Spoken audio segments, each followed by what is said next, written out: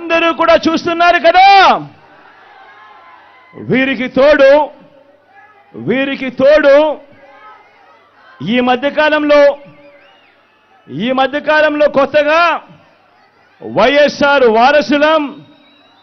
వైఎస్ఆర్ వారసులమని మీ ముందుకు వస్తా ఉన్నారు.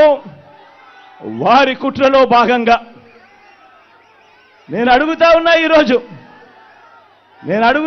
ఈరోజు మీ అందరి సమక్షంలో, ఆ మహానేతకు ఎవరు వారసులో చెప్పాల్సింది ఎవరు అని అడుగుతా ఉన్నాను.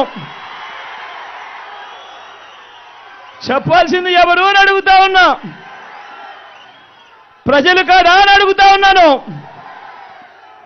ఆ వైఎస్ఆర్ని ప్రేమించేవారు కాదా అని అడుగుతా ఉన్నాను. ఈ సందర్భంగా మీ అందరితోనూ కూడా ఒక్క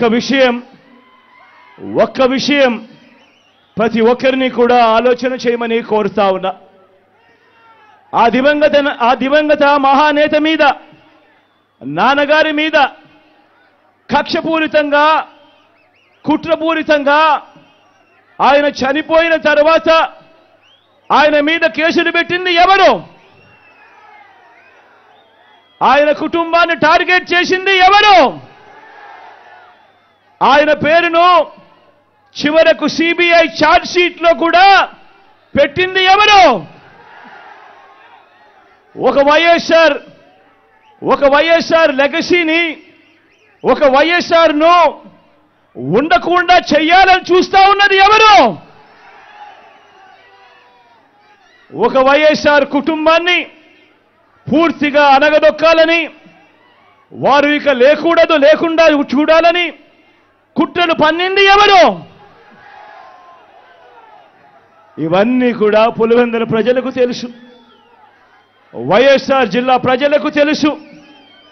తెలుగు నేల మీద ఉన్న ప్రతి ఒక్కరికి కూడా ఇవన్నీ సంగతులు తెలుసు. మరి ఇప్పుడు అలా రాజకీయంగా అనగదొక్కాలని దేశంలో ఉన్న అన్ని వ్యవస్థలను మన మీద ప్రయోగించి వారితోనే ఇప్పుడు కలిసిపోయి, అదే కాంగ్రెస్, అదే టీడీపీతో కలిసిపోయి వైఎస్ అనే పేరే కనపడకుండా చేయాలని కోరుకుంటున్న వాళ్ళందరితోనూ కలిసిపోయి ఆ దిశగా అడుగులు వేస్తూ ఆ కుట్రలను అమలు చేస్తా ఉన్న మన శత్రువుల చేతులతో చేతులు కలిపి వారి పార్టీల్లో చేరిపోయిన వీరా వైఎస్ఆర్ వారసులు అని అడుగుతా ఉన్నాను. ఒక్కటి ఆలోచన చేయమని కోరుతా ఉన్నా మీ అందరితో కూడా. వైఎస్ఆర్ గారు బతుకున్నంత కాలం ఎవరితో పోరాటం చేశారు అని చెప్పి ప్రతి ఒక్కరూ కూడా ఆలోచన చేయమని కోరుతా ఉన్నా. వైఎస్ఆర్ను ప్రతి గ్రామంలో అభిమానించే ప్రతి అభిమాని, వైఎస్ఆర్ను ప్రతి గ్రామంలోనూ అభిమానించే ప్రతి కార్యకర్త ఎవరితో యుద్ధం చేశారు అని చెప్పి ఆలోచన చేయమని కోరుతా ఉన్నా. మరి ఆ వైఎస్ఆర్ మీద కుట్రలు కుతంత్రాలు చేసిన ఆయన శత్రువులతో పసుపు చీర కట్టుకొని వారి ఇళ్లకు వెళ్ళి వారికి మోకరిల్లి వారి కుట్రలో భాగమవుతూ వారి స్క్రిప్టులను వారు చెప్పినది మక్కి చదివి వినిపిస్తూ కుట్రల్లో భాగమవుతా ఉన్న వీళ్ళ వైఎస్ఆర్ వారసులు అని అడుగుతా ఉన్నాను మీ అందరి సమక్షంలో. వైఎస్ఆర్ కీర్తి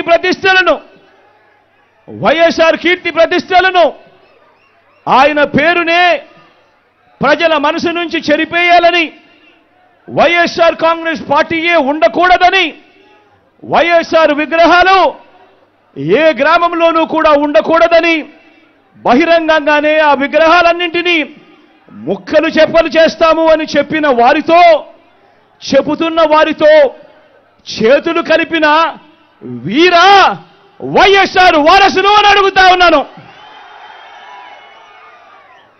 మరి ఇక్కడే ఆలోచన చేయమని అడుగుతా ఉన్నా.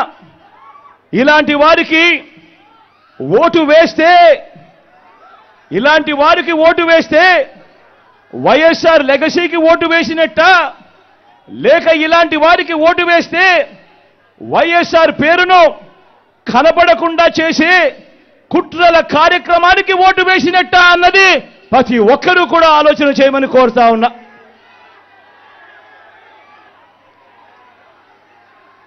ప్రతి ఒక్కరూ కూడా ఈ చెడిపోయిన రాజకీయ వ్యవస్థను చూడమని అడుగుతా ఉన్నా. రాజకీయాలు ఏ స్థాయికి దిగజారిపోయాయో గమనించమని కోరుతా ఉన్నా. నిజంగా మీ బిడ్డను ఎదుర్కోలేకపోతా ఉన్నారు. మీ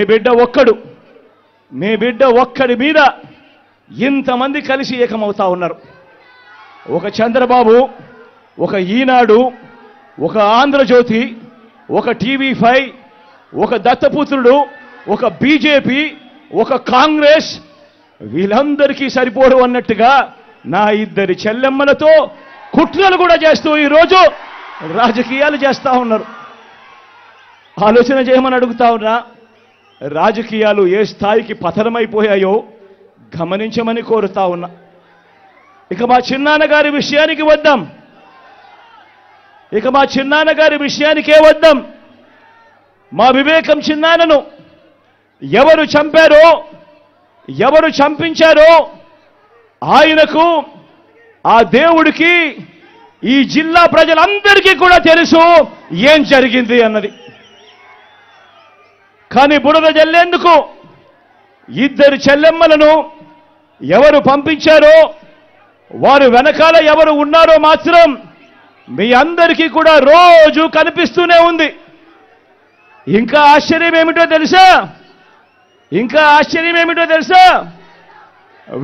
వివేకం చిన్నారను అతి దారుణంగా చంపి, అవును నేనే చంపాను అని అతి హేయంగా బహిరంగంగా చెప్పుకుంటూ తిరుగుతున్న హంతకుడికి మద్దతిస్తున్నది ఎవరు? మీరే రోజు చూస్తున్నారు కదా అని అడుగుతా ఉన్నాను.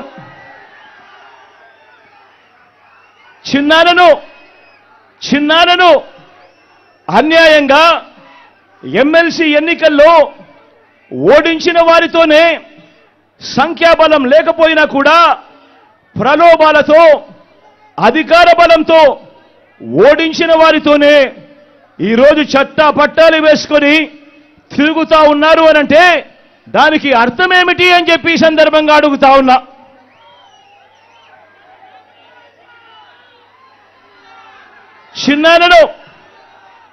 చిన్నానకు రెండో భార్య ఉన్న మాట వాస్తవం అవునా కాదా?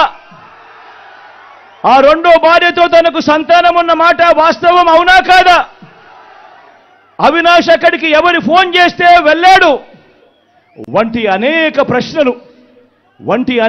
ప్రశ్నలు అవినాష్ తన అనేక ఇంటర్వ్యూస్లో, తన ప్రెస్ కాన్ఫరెన్స్లో తాను లేవనెత్తిన ప్రశ్నలు సహేతుకమే కదా అని చెప్పి ఎవరైనా అవినాష్ వైపు ఎవరైనా మాట్లాడితే చాలు వెంటనే వారి మీద కూడా అడ్డగోలు ఆరోపణలు చేస్తూ కుట్ర రాజకీయాలు చేస్తూ ఉండడం ధర్మమేనా అని చెప్పి ఈ సందర్భంగా ప్రతి ఒక్కరిని కూడా అడుగుతా ఉన్నా. ఆలోచన చేయమని చెప్పి ప్రతి ఒక్కరిని కూడా అడుగుతా ఉన్నా. ఇలా చిన్నాన్నను ఓడించిన వారిని గెలిపించాలని తిరగడం కంటే దిగజారుడు రాజకీయాలు ఎక్కడైనా ఉంటాయా అని చెప్పి ఈ సందర్భంగా అడుగుతా ఉన్నా. మరో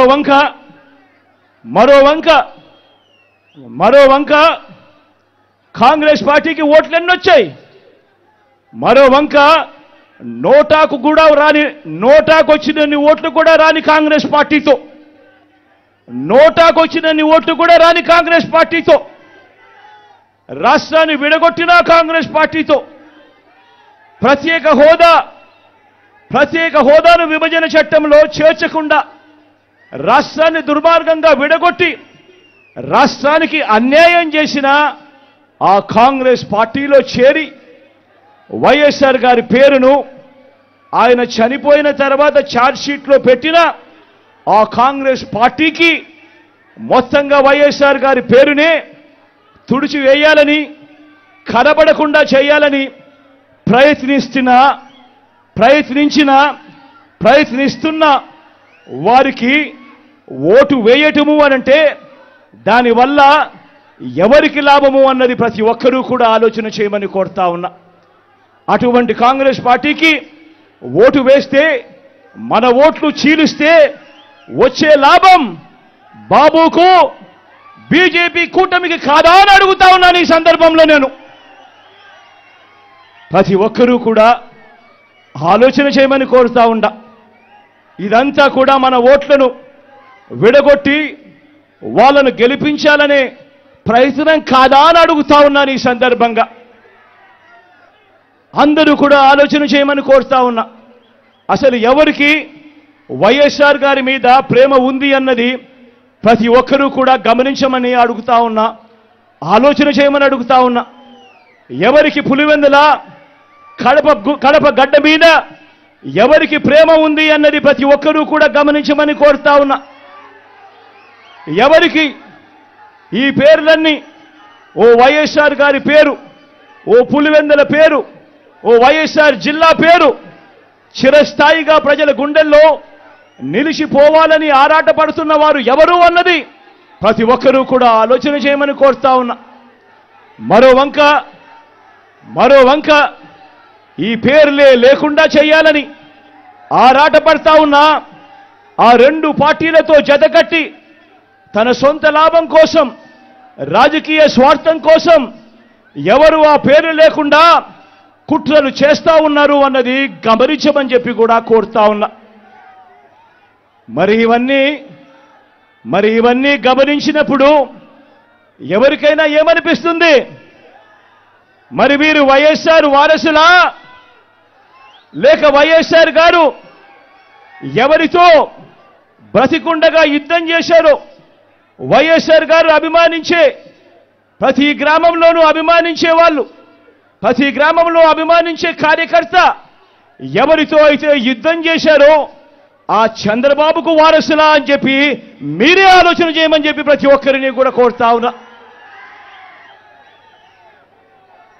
పులివెందుల ప్రజలకు, రాష్ట్ర ప్రజలకు కూడా, పులివెందుల ప్రజలకు, రాష్ట్ర ప్రజలకు కూడా, మరీ ముఖ్యంగా నా మీద ఆరోపణలు చేస్తా ఉన్న నా బంధువులకు కూడా ఈ సందర్భంగా ఒక్కటి చెప్పదలుచుకున్నా. ముఖ్యమంత్రిగా దేవుడు మీ బిడ్డకు అధికారం ఇచ్చింది. ముఖ్యమంత్రిగా దేవుడు అధికారాన్ని మీ బిడ్డకి ఇచ్చింది డబ్బులు సంపాదించుకునే దానికోసం కాదు, మీ బిడ్డ డబ్బులు సంపాదించుకునే దానికోసం కాదు, నా కుటుంబ సభ్యులను కోటీశ్వరులను చేసేందుకు కాదు. ఆ దేవుడు మీ బిడ్డకు ఈ ముఖ్యమంత్రి పదవి ఇచ్చింది పేదలందరికీ మంచి చేసేందుకు, ఆ పేదలకు మేలు చేసేందుకు దేవుడు ఈ అధికారాన్ని మీ బిడ్డకిచ్చాడు, మీ జగన్కి ఇచ్చాడు. జగన్ అధికారంలోకి వచ్చిన తర్వాత మమ్మల్ని పక్కన పెట్టాడు అని చెప్పి మాట్లాడుతూ ఉన్న నా బంధువులకు ఈ సందర్భంగా తెలియజేస్తా ఉన్నా. మరొక విషయం కూడా నిండు మనసుతో చెప్తా ఉన్నా. వైఎస్ అవినాష్ ఏ తప్పు చేయలేదని నేను బలంగా నమ్మాను కాబట్టే నేను అవినాష్కు టికెట్ ఇచ్చాను.